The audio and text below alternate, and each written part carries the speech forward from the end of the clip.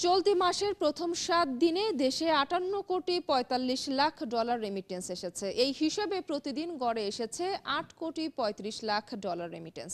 রবিবার বাংলাদেশ ব্যাংকের হালনাগাদ প্রতিবেদন থেকে এই তথ্য জানা গেছে।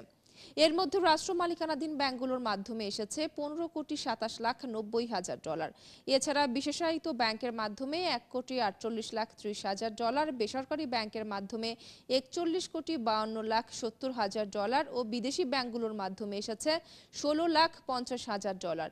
গেল আগস্ট মাসে রেমিটেন্স এসেছিল $২২২ কোটি। এছাড়া চলতি অর্থ বছরের প্রথম মাস জুলাইয়ে ১৯,৯৫,৮০,০০০ রেমিটেন্স এসেছে, যা আগের ১০ মাসের মধ্যে সবচেয়ে কম। তবে অন্তর্বর্তী সরকার গঠনের পর পরিস্থিতি স্বাভাবিক হতে শুরু করে। এই ধারাবাহিকতায় গত আগস্টে চলতি অর্থ বছরের সর্বোচ্চ $২২,১৩,২০,০০০ রেমিটেন্স দেশে পাঠিয়েছেন প্রবাসীরা।